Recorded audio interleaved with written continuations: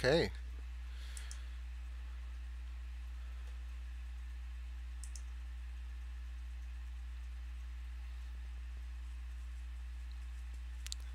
Hello, hello.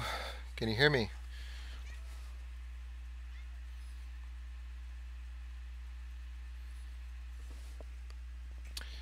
Just let me in. Let me know in the chat if you guys can hear me. I'm just starting. I'm using a different setup as usual, so it's probably going to be a little rocky for the first 2 minutes. But if you can hear my voice, then we're on the right track. So yeah. So if you guys can hear me, hi. Conspiracy search engine. Frequencies illuminated. So you guys can hear me, yes or no? There's probably a little bit of a delay, so you probably heard me say this already.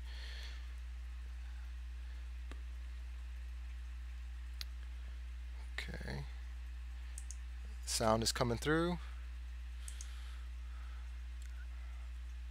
Awesome. Okay, beautiful. All right, so let's not hesitate anymore and let's get to what this is all about. So, all right, so seeking God Almighty. This is kind of like a coming out sort of video kind of thing. I've been really dealing with like a lot of issues on my mind, spirituality. What am I doing? What this is? I've probably mentioned to some of you guys what was on my mind, and if you heard a little bit on Timothy's video, his recent post, you probably heard me talking about some of that stuff. But I'm not really going to focus on that. I'll mention that a little bit later. I'm just going to kind of start off with, what really motivated me to do this today, right here, right now. So, okay. So yesterday, actually, rewind. The night before yesterday, I had a conversation with God, and I'm just going to be blatant. I sinned earlier in the day. I'm not happy about it. Worst thing in the world. I felt so bad. I felt so distraught, and I started talking to God, and I begged for God's mercy, and I said, I don't, I don't really know what motivated me to do this or why I did this, but I was like, I'm obviously weak. I'm obviously, you know, not as strong as I expected myself to be because I wasn't really putting my strength in God, you know, so it was a wake up call, because it was just like I didn't expect myself to be so weak minded or whatever. But nonetheless, I'm like the worst critic with myself. And anybody who knows me personally, um, I'm not so judgmental with other people, but I'm always coming down hard on myself. It's just something I grew up with. And the reason for that is because I've lived a pretty rough life.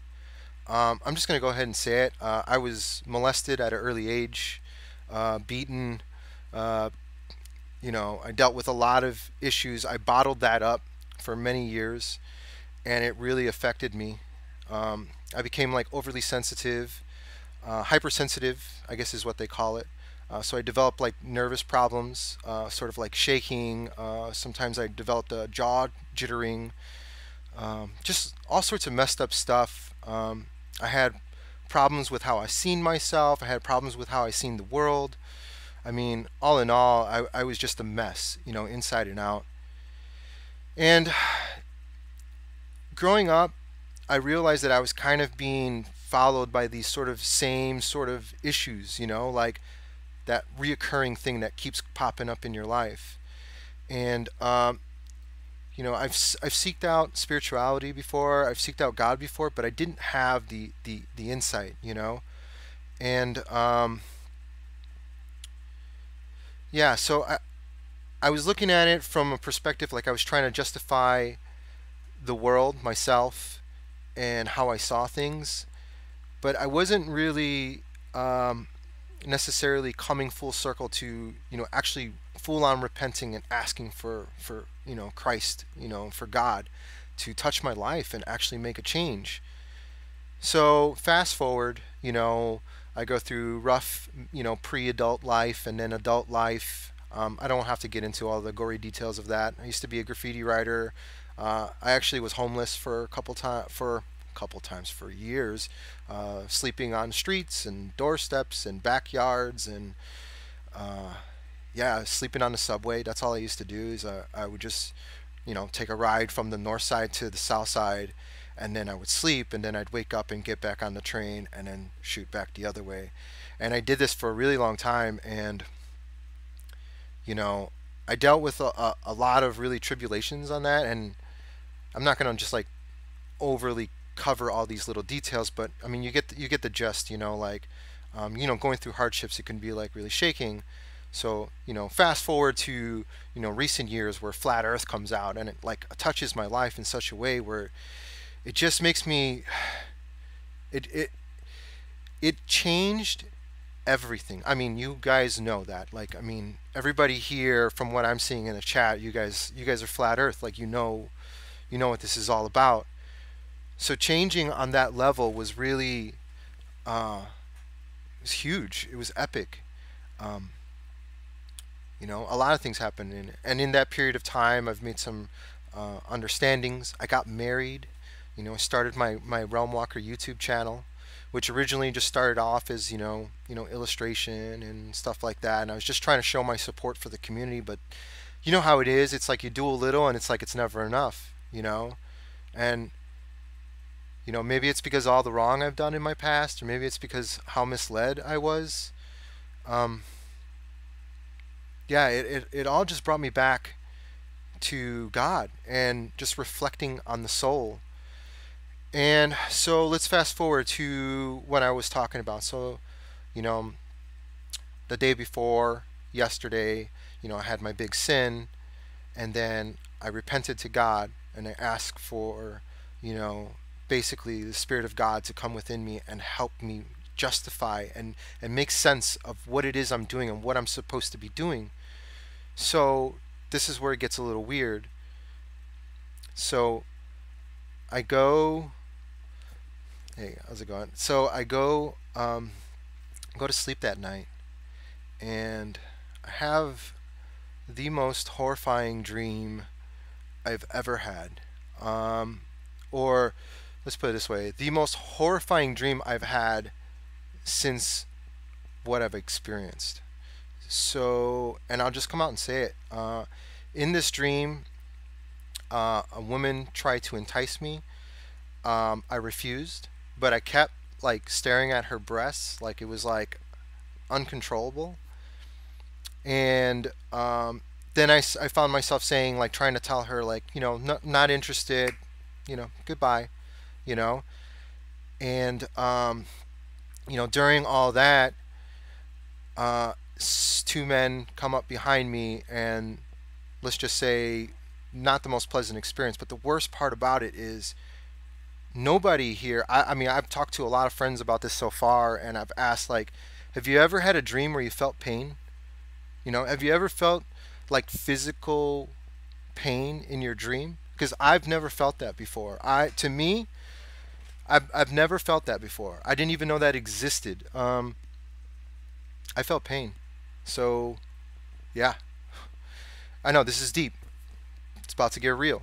How I've been supporting myself. I say artist, but I do all sorts of art. I do printing, um, tattooing. It might be coming in a little bit bad. I'm sorry, it's because I just cut off the stream for the Flat Earth Activist channel, but so I'm using Wi-Fi. So what was I saying? So yeah, I woke up in the morning, and the first thing on my mind, I felt horrible, and I started looking at my life, and I was just like, what am I doing?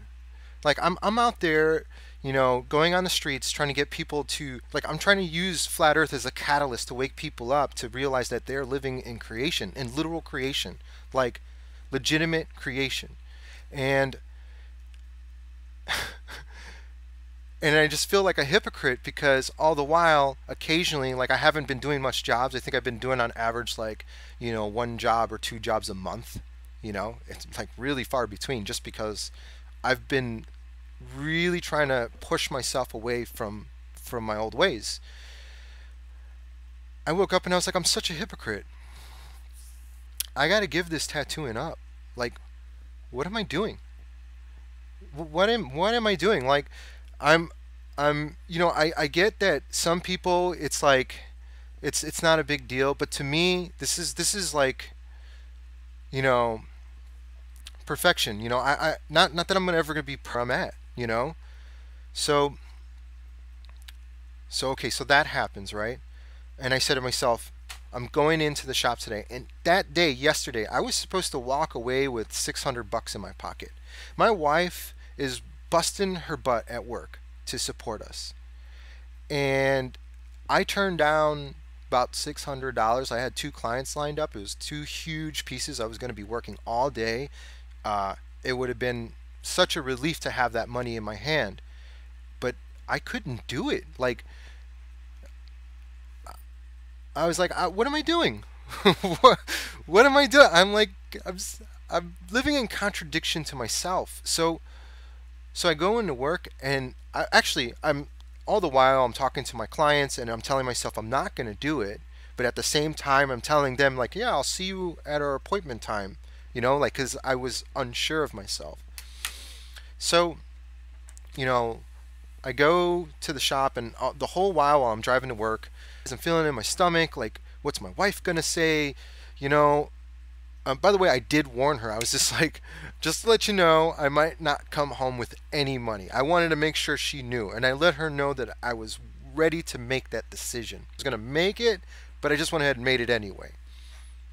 Probably, I don't think she realized the husbandly thing, but for my spiritual self, for my soul, my salvation, like, it was obvious what I had to do. Um, so I get to work. My first client comes in. The client that I'm tattooing first is like my best friend. You know, I've known him since my high school days. We were in the same graffiti crew together. We've grown. He was at my wedding. You know, yeah, he was such a great guy. And I felt bad, and I pulled him aside and I said, "Hey, man, like, you know, I got to do what's right for me, and I got to do what's right for God." And I basically broke it down. I told him the earth was flat. I mean, I like laid it all out for him. Hey guys, I'm sorry. I'm watching the chat right now, and Frequencies, Authentic, Flat Earth Boxer, Survev, and Flat Earth Vegans, all you guys, fired for truth. I love you guys. Thank you for being here. But yeah, I'll continue. So anyway, I have a conversation with my friend. I tell him, it's like I unload on him. I'm like, hey, Earth's flat. I love God. I can't do this anymore. I hope you respect that. And he's looking at me like I'm some sort of alien creature, not that aliens exist, but like some weird thing. And I can just see in his eyes like he's just doing one of those like, what? What is this? Like, what are you saying to me? I'm supposed to tattoo his. I did his like full chest, his whole sleeve. I was supposed to do his full back and his other. Like we had plans. Like his wife. I got like her full arm, her full thigh. Like it's crazy. Like I have so many clients from back in the day that they see me like annually, or Um.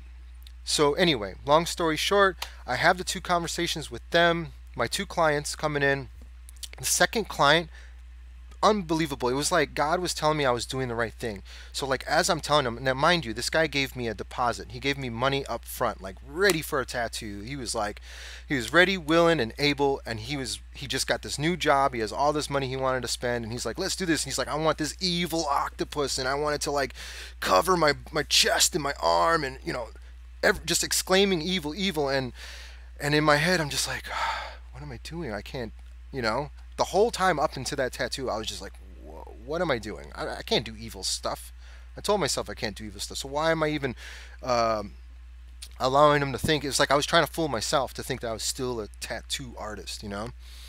So long story short, the most unbelievable thing happens. He says to me, he says, I respect you. Because I told him, I said, I got to do this for God. I have to be true to God, and I cannot lie to myself or to God. Like God knows me. So I was like, yeah, man, like I can't do this, because of God and because of where my faith is going, and I want to do the right thing. And he said, you know what? He's like, and I was surprised. He's like, that's what I'm trying to do. He's like, that's what I want. He's like, keep the deposit. I was like, what? I was like, no, man, I can't keep it. I don't want your money. Like, this is not right. I don't deserve it. He's like, no, man. He's like, because he knew I was broke and I'd have to pay him back this weekend because I'd have to figure out to sell my old tattoo equipment to make some money to pay this guy back. So he was like, no, man. He's like, I've been trying to do this forever. And then first he's like, um, I guess I can talk to your, some one of the other guys here, and just get work done by them. And I was like, yeah, no problem. Like, thank you for being so understanding. Thank you for being so amazing. God bless you. Like, I love you. And I take him into the shop again because we stepped outside, and um, I'm like, hey, to my boss, I'm like, you know, I'm gonna pass this guy along to you. Hopefully, you can help him. Here's what I've done. I show him all the drawings that I had, and yeah, so in the process, he's like working with my boss. He's getting ready to lay another deposit down because he has to leave another deposit. Like, I just felt so like, wow, taken back. Like, I can't believe he didn't care about his money. And he's like, okay, I'll be right back. I got to go to the ATM to pull some money out. So he leaves. And then he doesn't come back for a while. And then me and my boss are talking. And by the way, my boss is a flat earther. Awesome guy. I love him. His name is Mike. Beautiful dude. He's like, yeah, man, bro. He's like, do what's right for God. And he was like 100% with it. Like, he was for it, you know? So he was just like, hey, thank you for referring him to me. I wish you the best of luck, blah, blah, blah. And then, yeah, I left the shop. And I gave away like half my stuff. I was like, here, you can have all my supplies, my inks, my ink caps, like $100 worth of stuff. Just like, here you go.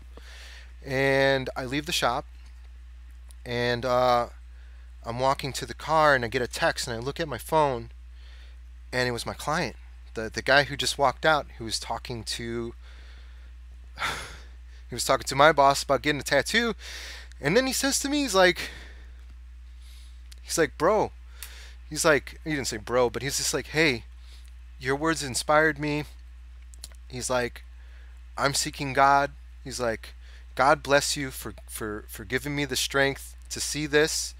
And then he says, and then he says to me, he's like, tell your boss I'm not going to be getting tattooed. I'm going to be getting these covered up. I'm going to take your advice. I didn't even give him advice. Like, he was just like so taken by what I said that he was inspired. And I think, I don't know, like I was meant to touch his life. Like, that was just so weird. Like that, and that appointment was pushed off. Like, he canceled on me twice because he got sick. He thought he was over the sickness, and then the second time he's like, I'm still sick. I can't come in. So, for some strange reason, he got sick. Like, I was supposed to have tattooed him like 2, 3 weeks ago, and he got sick, so it just got pushed back. And for some strange reason, he landed on today. I mean, not today, yesterday, which was the day. And yeah, and I touched his life somehow, and uh, he's going to be, I don't know, that's what he told me. He's seeking God now. So I thought that was the most beautiful thing. It was like God was telling me I'm on the right track, and it it was so difficult to give up. Okay, I have no other income. I don't have a backup plan. I have ideas. I have things that I'm working on that I'm hoping they'll do something in the future. But as far as tomorrow, the rent this month, next month, I got no plans. I don't know what's going to happen. I don't know where this is taking me. I don't know what I'm doing, but I got to do what's right. So that was yesterday. It was so emotional, so difficult. I came home, and then my wife, then I started having trouble with my wife, and um, so we started having a little bit of an issue over the money situation. She was a little upset that I quit. Um, she wasn't happy. She's worried about money. She's worried about life and stuff, where we're going to go, what we're going to do, what I'm going to do. Um, but thank goodness later that afternoon, her uncle, Donnie, hit her up and said, I got a drywall job. I think she said $22, $23 an hour. Can he work the following weekend? And she just agreed. She didn't even ask me. She's just like, yeah, he'll be there. He'll be there. And at first I was like kind of angry. I was like, why are you just saying? Okay. But then I was just like, yeah, yeah, of course I'll be there. I love you. Whatever I need to do, you know? So he went to bed, and at 4 in the morning, the building alarm starts going off. Like crazy. And I was asleep. I fell asleep around like 11 o'clock, and the building alarm's going off. And this is not the first time. We live in a really crappy apartment, and the alarms go off all the time. And it kept us up for an hour. It went off for an hour. The fire department was out. They were trying to figure out how to switch it off. It's an electrical thing, so they don't know how to fix it. So anyway, I stayed up. We finally go to sleep. Me and my wife are on shaky terms. I'm feeling really anxious and worried about the decisions I'm making, but I know I'm just trying to do the right thing. And then I have another dream. And this dream is really crazy. So, this dream, I'm in this house with a lot of people and everybody I know and love. It's my wife, her mother, my family, friends. Everybody is in this house. For some strange reason, this house just has the capacity of, a freaking auditorium. So, but it just is just like rooms, and somehow my whole family, my whole life, everybody is in this house. All right. So I go outside for whatever reason, like something happens.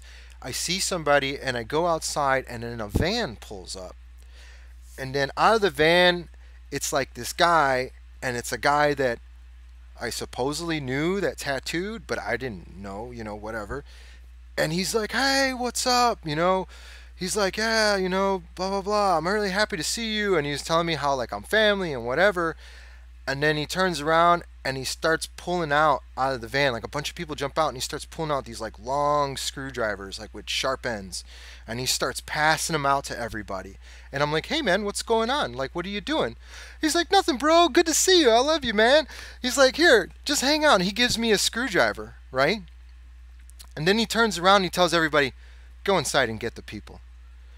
And I'm like, wait, what? I'm like, my family, my friends, like, everybody I love is in there. What are you guys doing?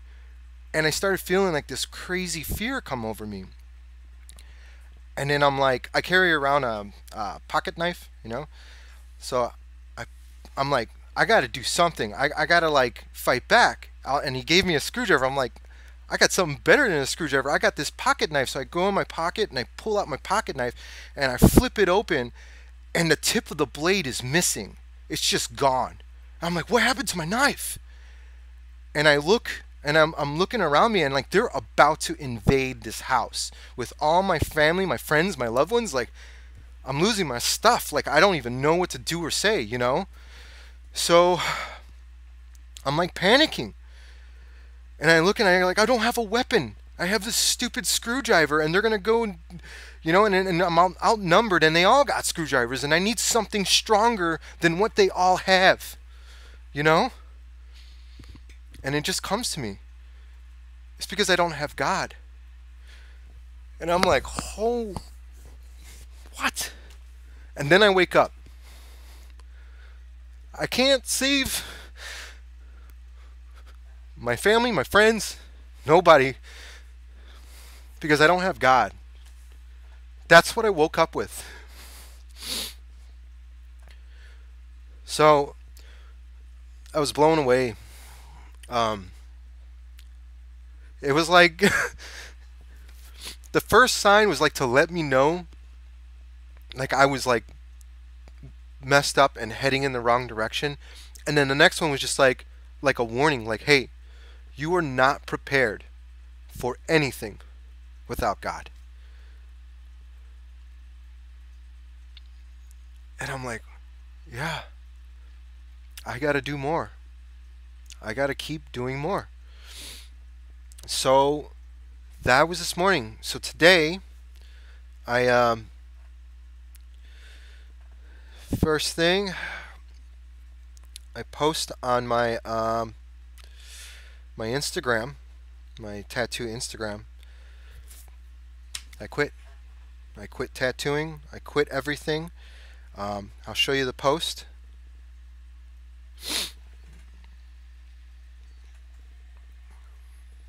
So I say, know ye not that the unrighteous shall not inherit the kingdom of God? Be not deceived, neither fornicators, nor idolaters, nor adulterers, nor effeminate, nor abusers of themselves with mankind, nor thieves, no covetous, no drunkards, no revilers, no extortioners shall inherit the kingdom of God. Jesus, the gospel, born again, biblical creation, research flat earth, God first. I said, I do not know where I'm going from here, but I put my faith in God Almighty. So that's what I did. So from this point on, I'm putting God first and foremost. I will no longer be deceived or allow others to be deceived. So yeah, that's where I'm at. So yeah, guys, I mean, I wanted to share this with you. I wanted to share this. I'm going to show other people this video. Anybody else that wants to know more about why I did this and where I'm going with this, I don't know. But I'm going to be sharing this video with more friends and family and loved ones, and hopefully inspire some people to find it within their hearts to find the truth. So yeah, that's pretty much all I wanted to say, guys. So I'm going to keep it short. I'm actually going to end it here, and I just want to say to everybody, thank you for being here and showing your support. I love all you guys. God bless you. And yeah, I think things are going to be okay. So stay tuned for what I got coming. God bless. Thanks, guys.